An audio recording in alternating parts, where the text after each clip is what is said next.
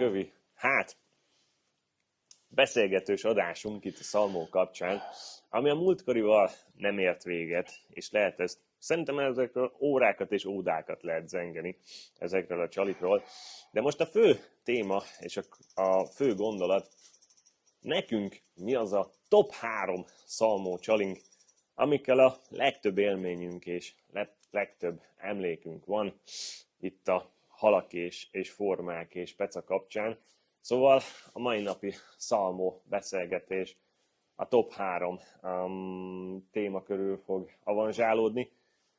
Remélem érdekes lesz, mert... Nekem nagyon nehéz volt a dolgom. Nekem is.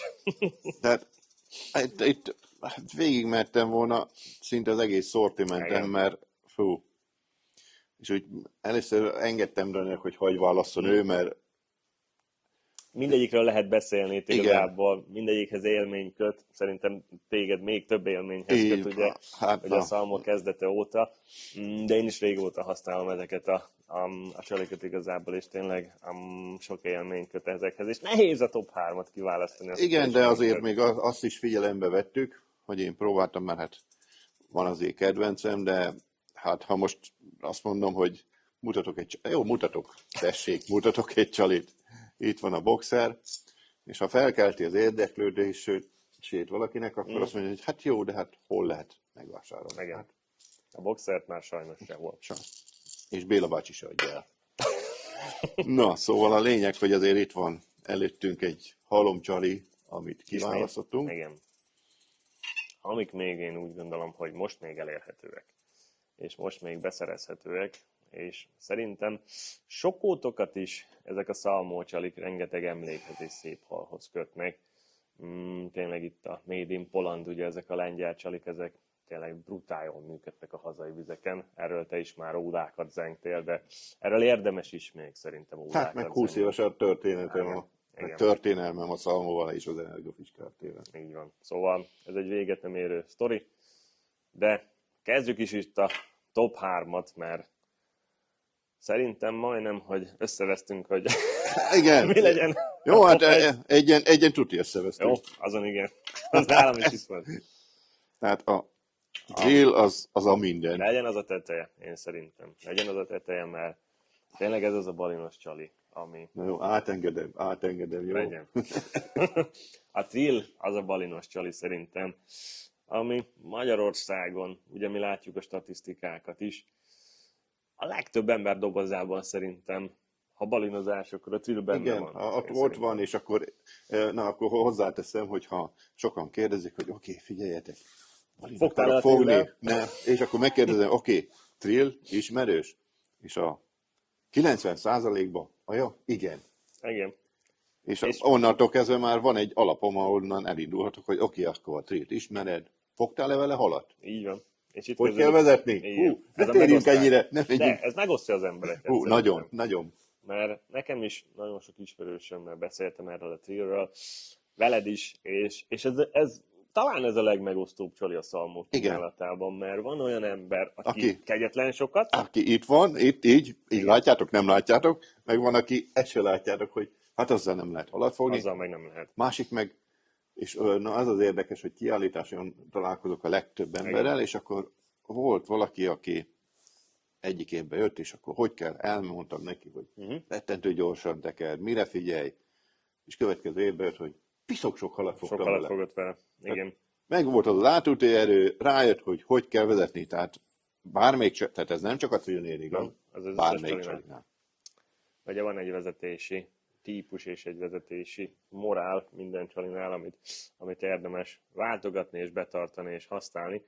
Erről kegyetlen sok videót csináltál. Igen. Főleg a trillről is. Mondom, megosztó csali. 7, 5, és még nálam van ebből 4 centis változat is. Hát nekem 99%-a 7. Igen, legtöbbször, de mondom, ezt le is rakom, és hogy a mi FVS színünk mellett van itt még ugye króm színű, meg van ez az RBL 5-ös, ez a sneci színű csali is. Megosztó csali, ennek szerintem a varázsa abban van, hogy bedobod, És ahogy bedobott, tekered. Nem Igen. kell gondolkozni rajta. Nem kell gondolkozni. Itt nem... És sokan ezt rontják el szerintem, hogy különböző gyorsasággal. Lehet ez különböző gyorsasággal, hogyha már megszokta az ember a csalit, és különböző vízrétegben van a trill. Lehet ezt variálni. Sőt, majd te még mindjárt mesélsz is róla, hogy a balinon kívül mire jó, hogyha leengedi az ember a trillt a víz aljára, mert az RSD-n én is fogtam így vele harcsát. Bezony. De hogy lehet Béla ezzel harcsát fogni? Mesélj! Ez, amit tudok róla, hát én is eredetileg ugye megfogtam, eldobom, tekerem, fogom a balint, kész, jó. És volt egy horgász, aki dobta, és mondjuk legyen ez a Duna, teljesen mindegy, melyik vízünk, kidobta a szélére, persze pont úgy dobta neki, hogy a csőrét letörte. A francba mérges volt, mindegy, próbálta verezetgetni, meg már unottan, és lekoppant az aljára neki, és darsüllő. Aztán darsüllő, hoppá, akkor most mi történik? Hát ez így is működik, és utána ez a pecás, ez azt csinált, hogy megvette a trillt, és letörte a nyelvét. Jó, azért én nem törtem le, mert meg lehet ezt úgy is fogni, hogy nem töröd le a nyelvét, te is úgy fogtad meg. Én is úgy fogtam, egy törésen a harcsát, így van. És akkor ezt lehet igazából zsigezve is vezetni. Nem megszokott. Igen, felpöccintve, így. Igen. Nem megszokott vezetési stílus, de ebből látszik, hogy egy wobblerből mennyi mindent ki lehet hozni, ami nem csak úgymond az előírások szerinti használat, szerinti fogást avanzsálja itt elő, hanem tényleg egy ilyen balinos csalit nem csak a felszínen húzva, mint az állat el lehet húzni, hanem tényleg dzsigezve is el lehet tekerni, és a dzsigezéssel mennyi különböző halfajt lehet itt fogni vele. Ez is egy érdekes dolog, és sok ember ugye alapból nem gondolná ezt bele, szerintem. Jó, de akkor bocsánat, én már bele is nyúlok az egészbe. Felborítom, amit nagyjából megbeszéltünk, hogy így van, de itt van Daninál a top 3-ban benne a Frisky is. Igen. És pont ez amit Dani elkezdett, hogy nem biztos, hogy úgy van, mert például a szalmó wobblereket egyet se gyártottak harcsára. Tehát a lengyeleknél a harcsa az olyan kevésbé ismert. Inkább a nagy csuka, akkor a pisztráng, domolykó, ezek. Galóca, ott még talán így van, tehát eleve a pici hornetekkel kezdődött, igen. meg hasonló wobblerekkel. Volt a szalmó tenó, talán ez is egy érdekes forma volt. Párnak ismerős, nekem van is a dobozomban. Meg a Csabbi, ugye a Csabbi dártal, ez is egy érdekesség volt. De a lényege az, hogy például a Hornetre kitérünk, igaz, volt a kicsi változata, ezt már többször beszéltem róla, hogy magyar horgászoknak jött létre direkt, illetve az Energofish Kft. Keresztül annak a javaslatára ez a 9 centis Hornet, ami tényleg egy legendásan nagyon jó harcsás csali lett, de... Sokan nagy csukát is fognak a Dunán. Pont ez az, hogy... elírtak egy páran, hogy ilyen brutál 7-8 kilós csukákat fognak itt a Dunán a 9 illetve Hollandiában hallottam, ezt Piotr mondta, a szalmó atya, nevezzük így, hogy ott meg nagy csukát. Tehát a nagy csuka is nagyon szereti. Te meg brutál sok harcsát fogtál. Az szóval nagyon sokat. Volt ez az egyik. Van több is, de mondom, mehetnénk. Annyi mindent lehetne óraosszákig tudnák beszélni róla.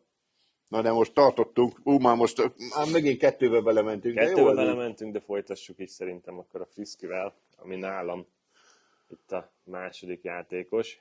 Törcsörűben és DR-ben is, és itt a kezem közé akadt egy nagyon kis okosság,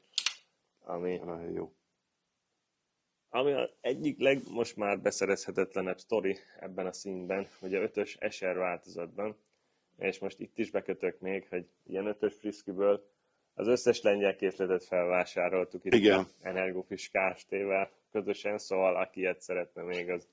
Én azt mondom, hogy nem sokáig. De csapjon vele.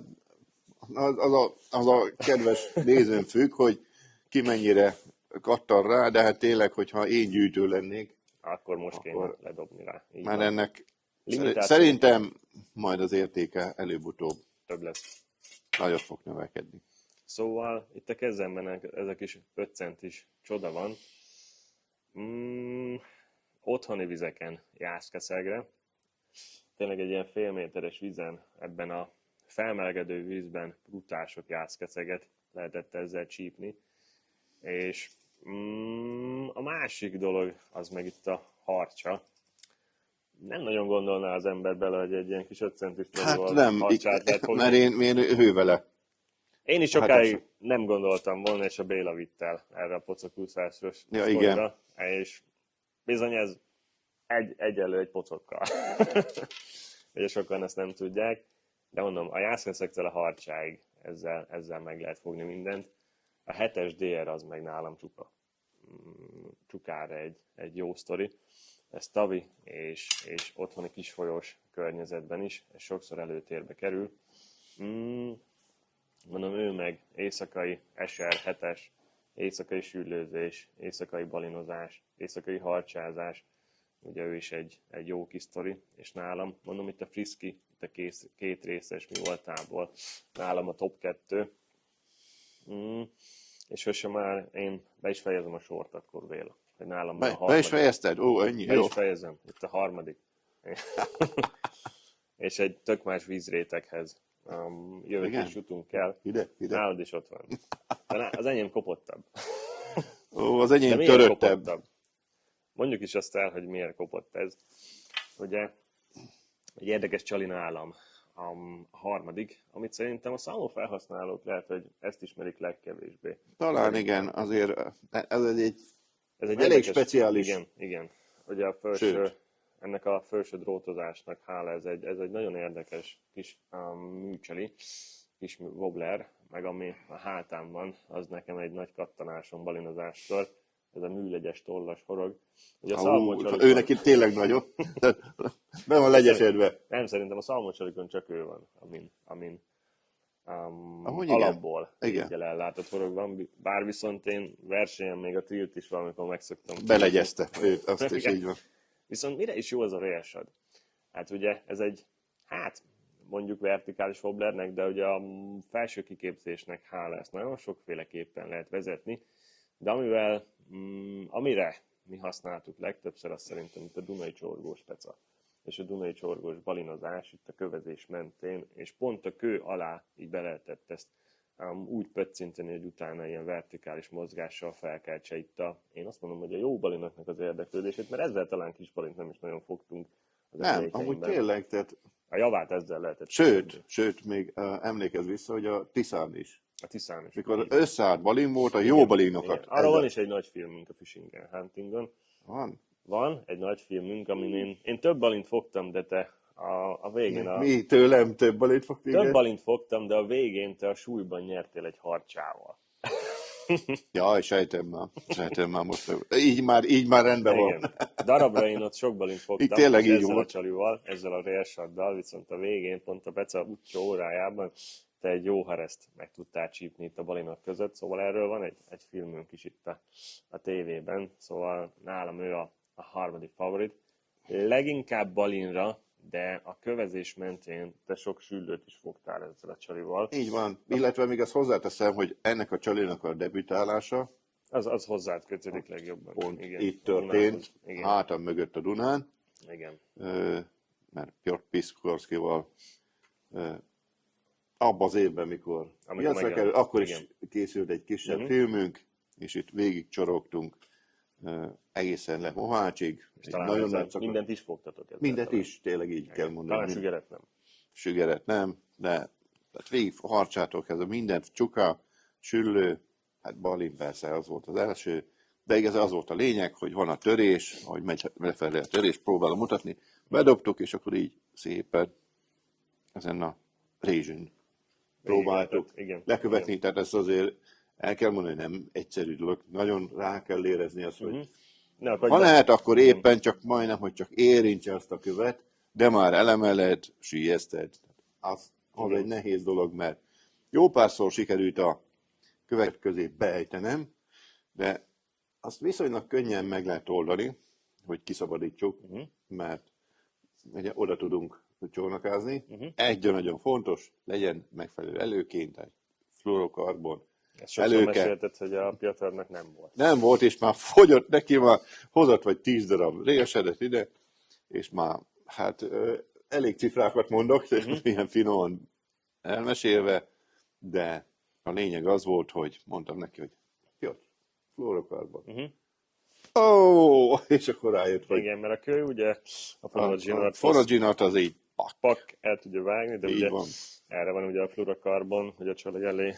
Az bírta. Én egy csalival, három napot, ő meg... Amennyi volt. Az összes. Szóval azért mondom, ez egy érdekes sztori ez a rélsed. Próbáljátok ki, én azt mondom, mert tényleg a szalmok kínálatában talán ez a legérdekesebb vertikális csali, úgymond.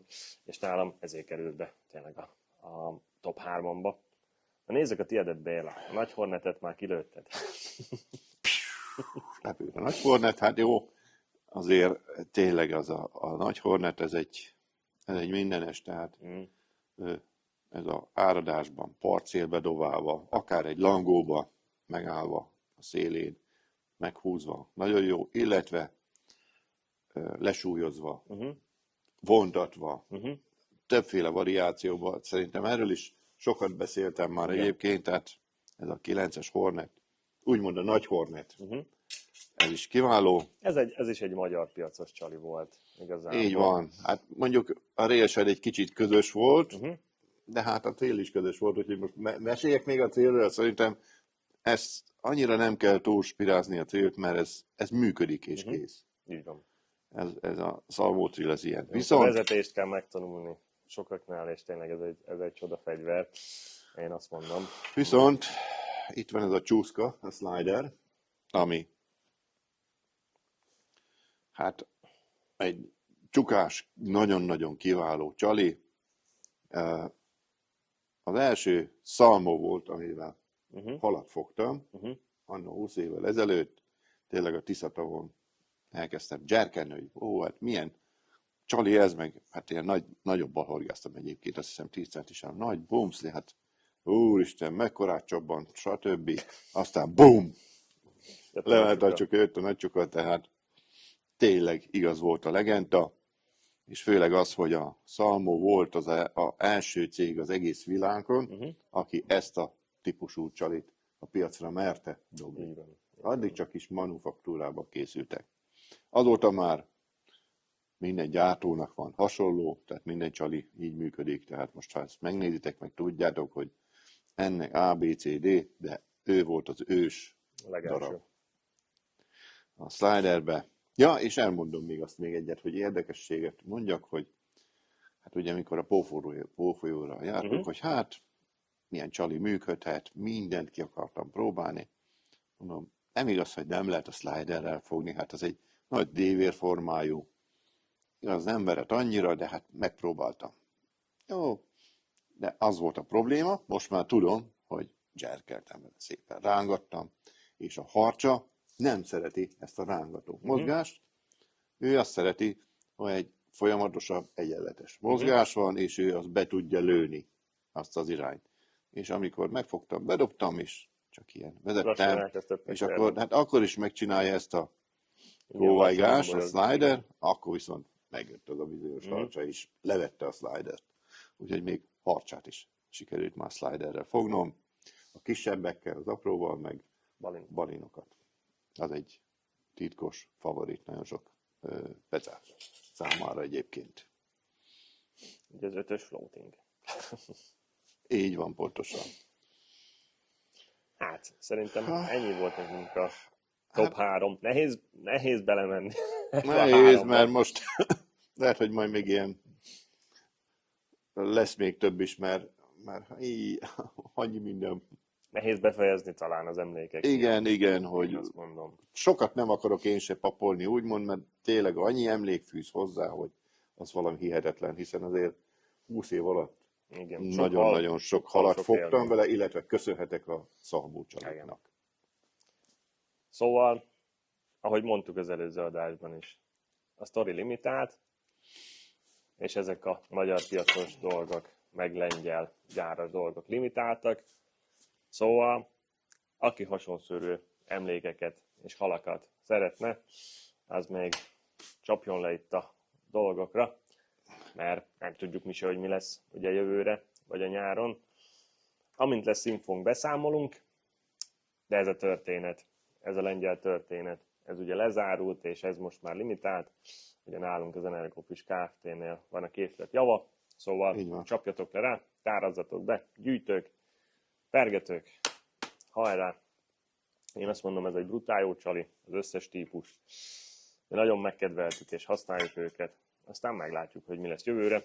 Addig meg pergetésre fel. Én azt mondom, egy kövi adásban szerintem találkozunk, és lehet, hogy hozunk még pár szalmos sztorit, vagy szalmos újdonságot, történetet. Újdonságot már kevésbé, de amint lesz infónk, akkor újdonságot is.